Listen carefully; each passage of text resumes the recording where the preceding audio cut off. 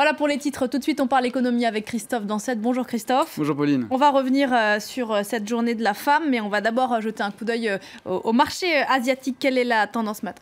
Tendance assez mitigée comme souvent ces derniers jours. C'est vert à Hong Kong, c'est l'équilibre à Shanghai et à Séoul, et c'est rouge pour le moment à Nikkei, à Tokyo pour le Nikkei, moins 0,54%. Rouge, c'est également la couleur qui a dominé hier à Wall Street, avec un Dow Jones qui a perdu 0,14%. Le Nasdaq, lui, a cédé à 0,26%, et le S&P 500 a reculé de 0,29%. À noter à nouveau, on le fait souvent ces derniers jours, la forte chute de l'action Snap, qui après son ouverture en apothéose la semaine dernière ne cesse de perdre ses gains des 2 premiers jours. Après 12% lundi, vous voyez, l'action a clôturé hier en baisse de près de 10%, en dessous des $22. Snap, maison mère de Snapchat, entreprise emblématique, Christophe, de la Silicon Valley. L'occasion de s'arrêter dans cette région américaine en cette journée de la femme. La Silicon Valley, c'est la région du monde où se concentre le plus de start-up et de groupes de nouvelles technologies. Un univers encore très masculin. Oui, car selon Bloomberg, les femmes ne seraient que 23% chez Apple, moins de 20% chez Google, et tout juste un peu plus de 30% chez Facebook. Alors, pour en parler, nous sommes avec Géraldine Lemeur. Géraldine, vous êtes l'une des rares Françaises dirigeantes de la Silicon Valley. Après avoir fondé le célèbre rendez-vous de la tech, le web, vous avez monté l'année dernière un accélérateur de start-up baptisé The Refiners. Cela fait 10 ans que vous habitez à San Francisco. Et lorsque vous êtes arrivé il y a 10 ans, vous avez été choqué par un certain machisme dans le secteur.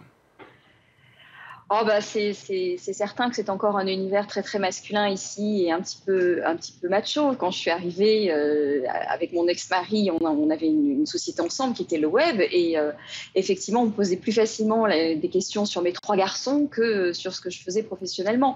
Les temps ont quand même changé, ça s'est quand même amélioré. Seulement 7% de ces startups créées entre 2009 et 2015 dans le monde ont été fondées par des femmes, et surtout elles lèvent en moyenne 2 fois moins d'argent que les hommes. Comment l'expliquer ?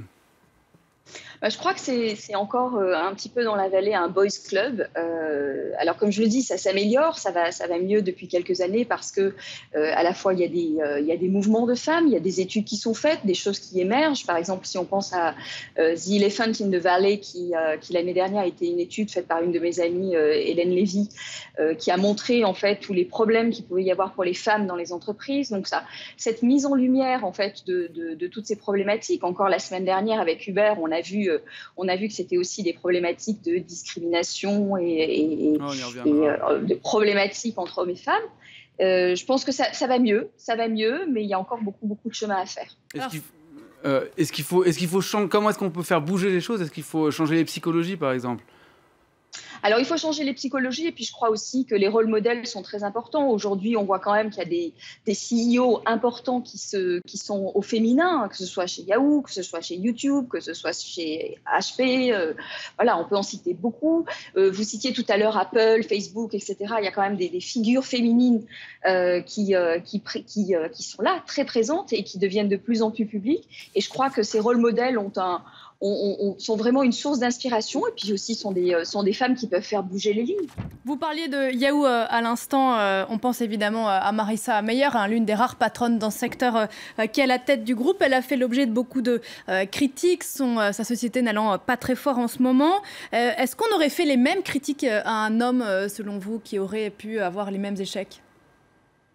Alors, d'un point de vue purement économique, probablement, là où je pense que ça n'a pas été très fair, c'est plutôt au moment où Marissa a eu une exposition peut-être publique et presse un peu différente, et où on lui a fait le reproche éventuellement d'être dans Vanity Fair avec des belles robes, des choses comme ça. Et je vois absolument pas pourquoi elle aurait dû renier sa féminité, parce qu'elle était CEO d'un grand groupe.